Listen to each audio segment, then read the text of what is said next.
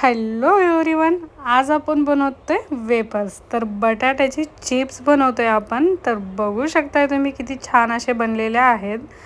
तर उन्हाळा आलेला आहे, तर उन्हाळ्यामध्ये सगळे वाळवणीचे जे पदार्थ आहेत, पापड वगैरे बनवायला सुरुवात झालीच असणार.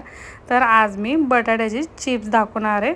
ते एकदम मोठे मोठे असे बटाटे घेतलेले आहेत बघा. चिप्ससाठी मोठे मोठे बटाटे एकदम छान. तर सर्वात आधी बटाट्याला स्वच्छ करून घ्यायचे, धुवून घ्यायचे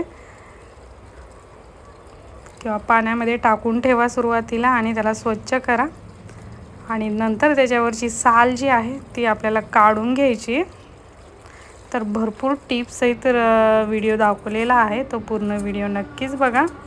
तर बघा, साल काढल्याच्या नंतर बटाटे पाण्यामध्ये टाकायचे आणि पाण्यामध्ये जर तुम्ही रात्रीच जर हे सगळं करत असाल, भरपूर चिप्स करत असाल, तर पाण्यामध्ये थोडीशी आपल्याला तुरटी टाकायची, म्हणजे बटाटे काळे नाही पडत किंवा असे थोडेसे लालसर होतात, ते नाही होणार.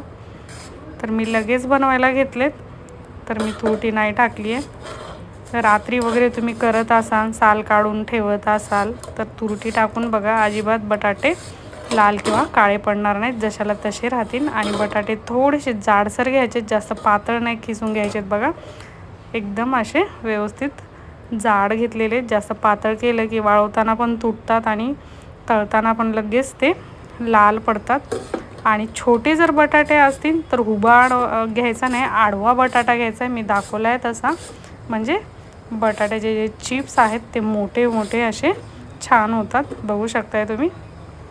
आपण बरेच जण हुबा घेऊन असंच खिसतो, तर तो मोठा असेल तर ठीक आहे, आणि छोटा जर बटाटा असेल तर असा आडवा घ्यायचा आहे, म्हणजे वेपर्स मोठा तयार होतो.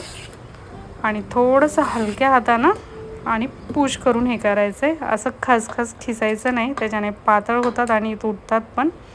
तर थोडंसं पुश करून दाबून थोडंसं खिसलं की म्हणजे मोठा बटाटा आणि जाडसर होतो. तर पाणी ठेवले उकळीसाठी, तर पाणी अर्ध पातेलं ठेवले. बटाटे फुल भरून होतील. पाण्याचा जो अंदाज आहे थोडासा कमी जास्त झालं तरी चालतो. बटाटे जेवढे पूर्ण पाण्यामध्ये जातील तेवढं पाणी घ्यायचं आहे. आणि मी याच्यामध्ये मीठ टाकले, व्हिडिओ स्किप झालेला आहे. चवीपुरतं मीठ टाकायचं आहे आपल्याला. बघू शकताय, फुल पातेलं भरलेलं आहे. आणि नंतर गॅस फुलच ठेवायचा आहे. पाण्याला उकळी आली की बटाटे थंड असतात, थंड असल्यामुळं ते लगेच पाणी थंड होतं. आणि जास्त वेळ शिजवायचं नाही, गरम पाण्यामध्ये 4 ते 5 मिनटंच ठेवायचे आहेत आपल्याला. जास्त बटाटे शिजले की ते तुटतात आणि चिकट पण होतात. तर बघा, एक दुर्डी घेतली, त्याच्यामध्ये थोडे अर्धे बटाटे काढून घेतलेत, अर्धे त्याच पाण्यामध्ये ठेवलेत मी. आणि आता एक एक बटाटा वेगवेगळा करून आपल्याला सुकून घ्यायचा आहे. एखादी कॅरी बॅग घ्या, किंवा मग कॅरी बॅग नसेल तर किंवा एखादी ओढणी घ्यायची, त्याच्यावर पण चांगले निघतात. तर एक एक बटाटे टाकायचेत आपल्याला. आणि थोडंसं पातेल्यामध्ये जे राहिले सारण त्याच्यामध्ये पाणी पण ठेवले. हलकंसं पाणी ठेवलं की म्हणजे ते चिटकत नाहीत आणि वेगवेगळे होतात, कारण गरम गरम असतानाच आपल्याला वेगवेगळे करून घ्यायचेत. जास्त वेळ तसंच ठेवलं की चिकट होतात. बघा, सर्व बटाटे टाकलेत मी, याच्यावर काही टाकलेत आणि मी काही ओढणीवर टाकलेत.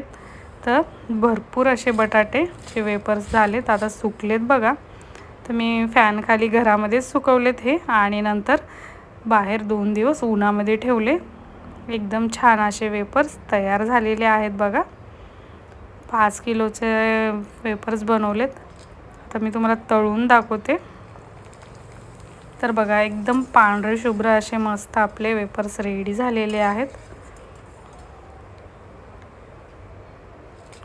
सुरुवातीला गॅस गरम करायचा आणि मग मीडियम करायचा आहे किंवा कमी करा. पातळ चिप्स जर झाले असतील तर लगेच जळतात ते. तर बघू शकता, एकदम छान असे आपले चिप्स रेडी झालेले आहेत. तर रेसिपी आवडली तर लाईक करा, शेअर करा, सबस्क्राईब करा.